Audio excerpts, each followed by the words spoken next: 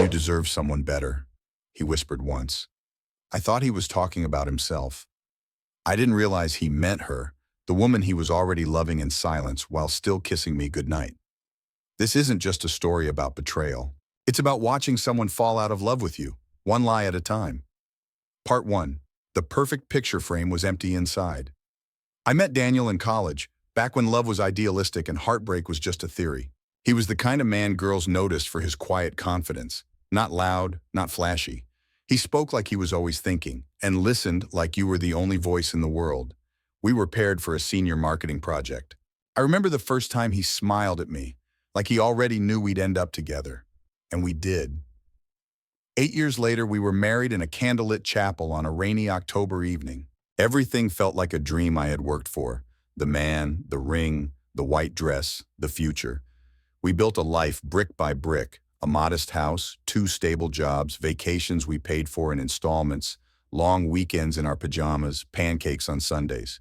It wasn't glamorous, but it was ours, or so I thought. Daniel changed slowly, gradually enough that I thought maybe it was me. He wasn't cruel, he didn't shout or storm out, but the affection dulled. His eyes stopped lighting up when I walked in the room. Kisses turned into pecks. Conversations turned into routines. At first, I blamed stress. He was climbing the ladder at work, a senior consultant at a mid-sized firm with long hours and short tempers. I didn't complain when he came home late or fell asleep with his phone in hand. That's what partners do. They support. They understand. But then the silence started to feel heavy. Not peaceful, not intimate, just absent.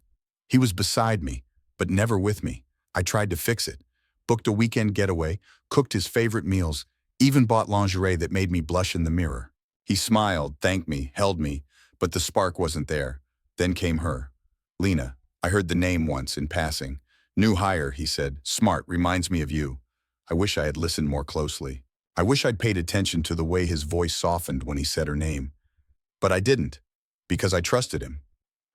The first real sign came when I found a pair of earrings in the glove box of his car. Silver studs. Nothing extravagant, just simple and delicate.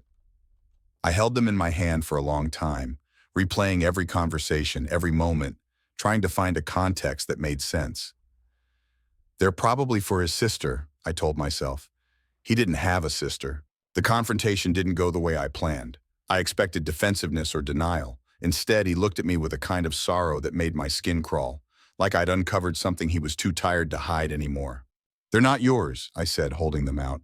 No, he replied, they're not. No excuse, no lie, just quiet confession. He sat down, hands folded, eyes to the floor. How long? I asked. 6 months.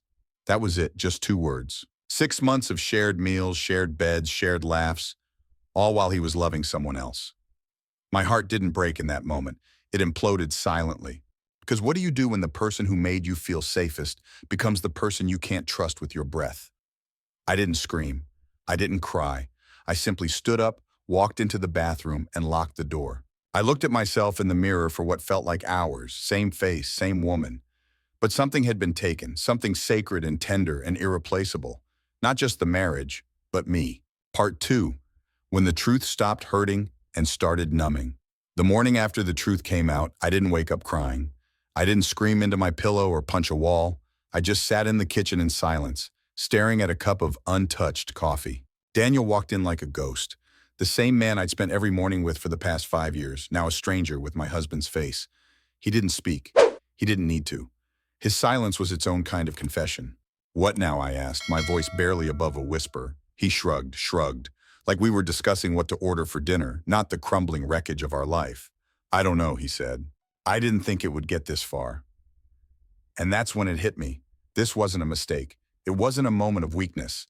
This was deliberate, ongoing, hidden, carefully maintained like a second relationship that lived in the shadow of mine. I thought you loved me, I said.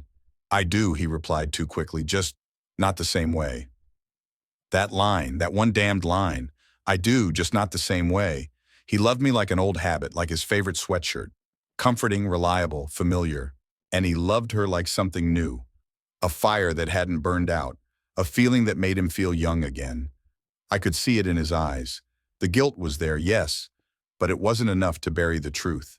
He had chosen her, not officially, Not with a divorce, not with an announcement, but in every quiet decision, every lie, every moment of intimacy that he withheld from me and gave to her, he had chosen, and I had to decide what that meant for me. I stayed in the house that week, mostly out of inertia. He moved to the guest room. We didn't speak much. I didn't tell my friends. I didn't tell my mother. How could I explain that the man I still wore a wedding ring for had emotionally left the building months ago? What made it worse wasn't the betrayal itself. It was that I still loved him. That realization haunted me. How could I love someone who shattered me, who chose someone else? How could my heart still ache for his arms even when they held another? On the third night, I went through his phone. Yes, I did it. I'm not proud of it, but I had to know. Not just about her, but about the US I thought we were. I scrolled through texts, pictures, emails, and what I found wasn't graphic or raunchy. It was worse. It was tender. I miss you. You make me feel alive again. She doesn't look at me the way you do. Those words burned deeper than anything physical, because he had given her what I thought was only mine, not his body, but his soul. I remember closing the phone and setting it gently on the nightstand, as if dropping it too hard might crack me further. I didn't cry. Not then. My tears had retreated somewhere too deep to reach. Instead, I packed a bag, not out of rage, not for show, but because I needed space to breathe. I booked a hotel down the street. Nothing fancy, just clean, quiet, with a window that overlooked a parking lot.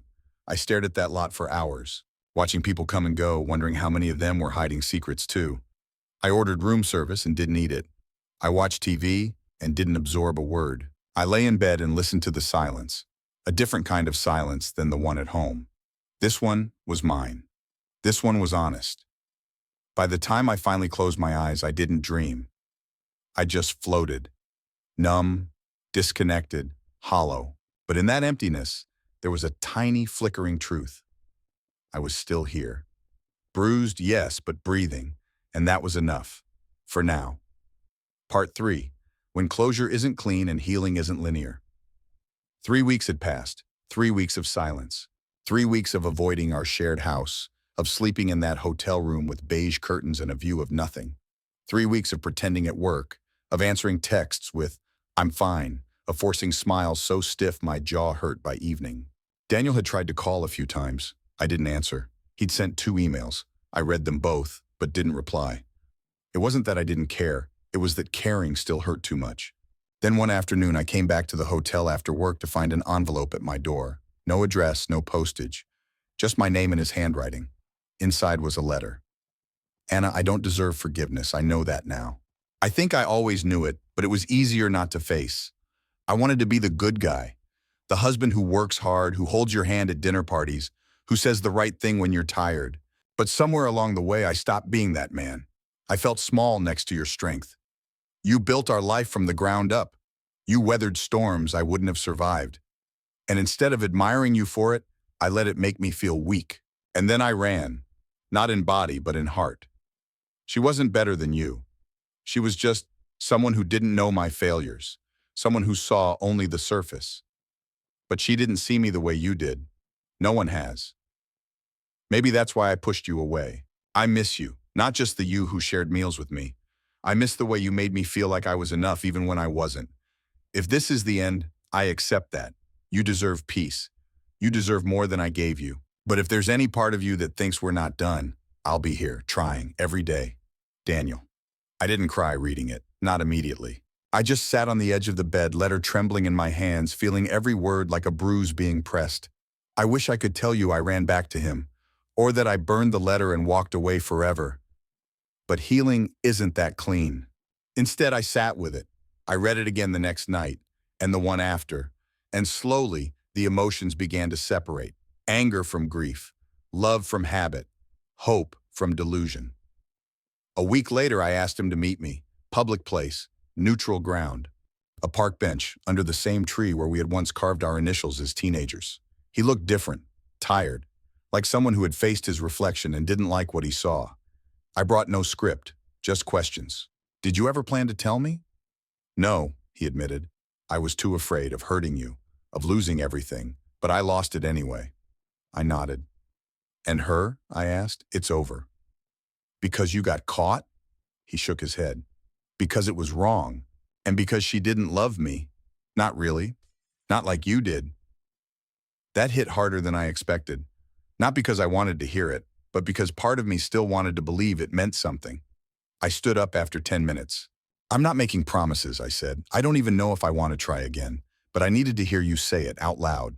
He nodded. Whatever you need, I'll wait. That night I walked home, not to the hotel, but to the house, our house. I stood outside for a long time. I didn't go in, but I didn't turn away either. Because sometimes healing starts not with a decision, but with the willingness to decide, on your own terms, in your own time. And I was finally ready to start. Part 4. The Unexpected Confrontation.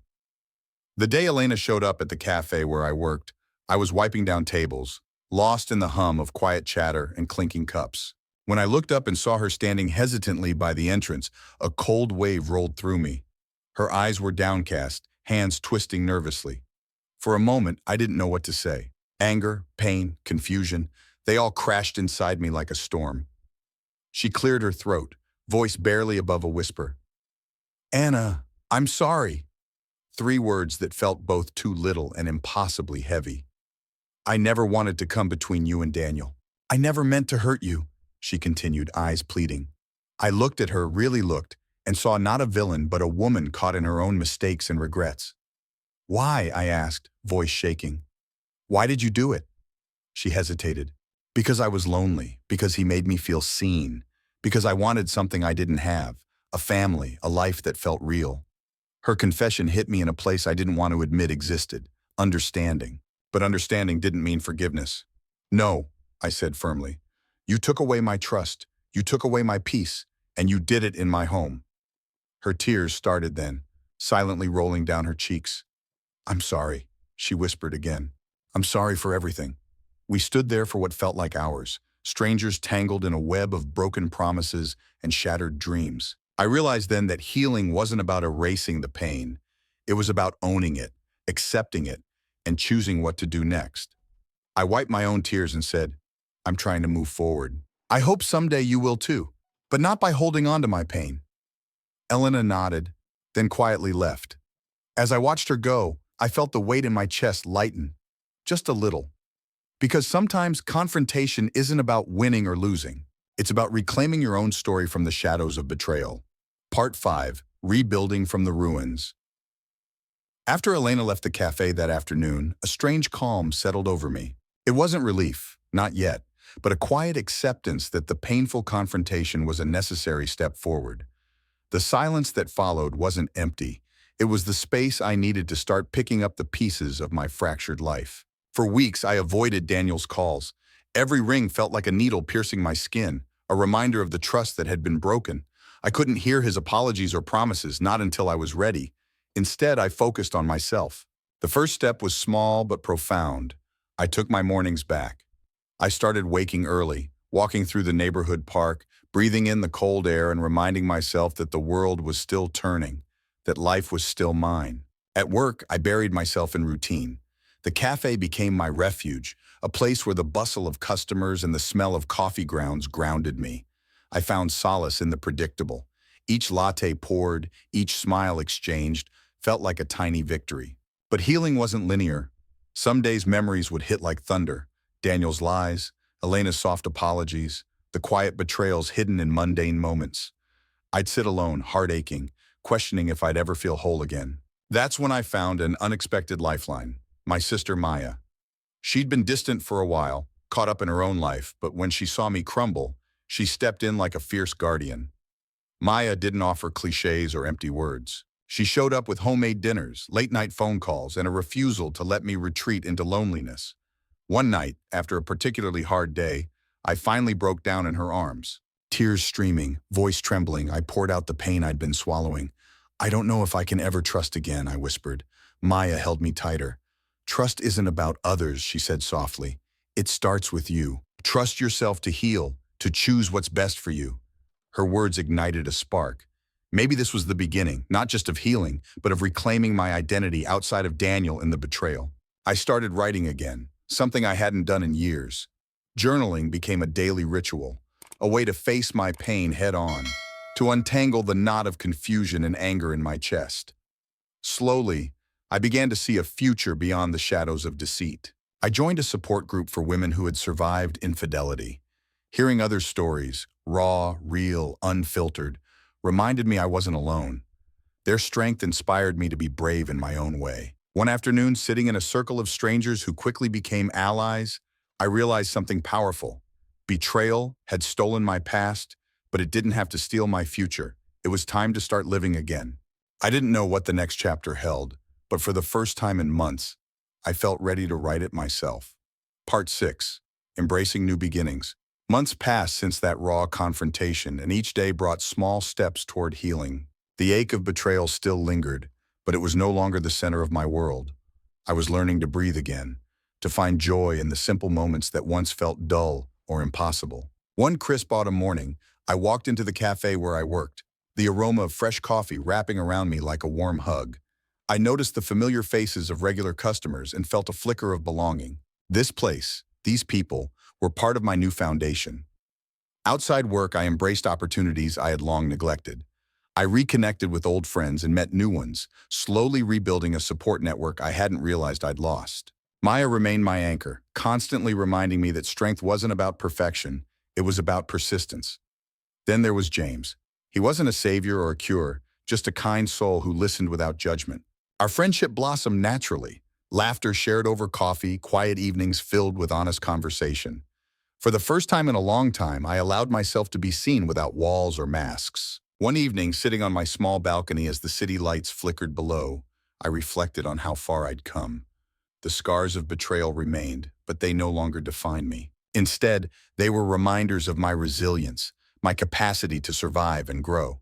I thought about Daniel, not with hatred, but with a bittersweet understanding that some stories end so others can begin. This wasn't the life I'd envisioned, but it was my life, and I was ready to live it fully on my own terms. Part 7. Facing the shadows of the past. Even as I embraced this new chapter, the shadows of the past refused to stay buried. Some days they crept up like unwelcome guests, unexpected memories, sudden pangs of doubt, moments when my heart clenched with old pain. Healing wasn't linear, and the wounds of betrayal sometimes bled anew. Daniel reached out a few times. At first I ignored his messages, his apologies, his desperate attempts to explain. But one evening, curiosity mixed with unresolved feelings, and I agreed to meet him, not to rekindle anything, but to confront the ghosts that lingered. We met in a quiet park, the air thick with unspoken words. He looked different, humbled, broken in ways I hadn't seen before. He spoke of regret, of the mistakes he'd made, and the unbearable weight of losing me. I listened, the old anger surfacing, but beneath it, a strange compassion stirred. That conversation didn't heal the past, but it closed a chapter. I told him my truth, that forgiveness wasn't forgetting, and trust wasn't something easily rebuilt. Sometimes love changes shape. It doesn't always survive, but it leaves marks that shape who we become. Afterward, I felt lighter. The burden of unanswered questions lifted, replaced by clarity. I was no longer a victim of his betrayal, but a woman reclaiming her story. Yet, I knew the hardest work was still ahead, learning to trust myself again, to open my heart without fear, and to build a future untainted by the past. James remained by my side, steady and patient. With him, I was beginning to believe that new love was possible, not a replacement, but a fresh beginning.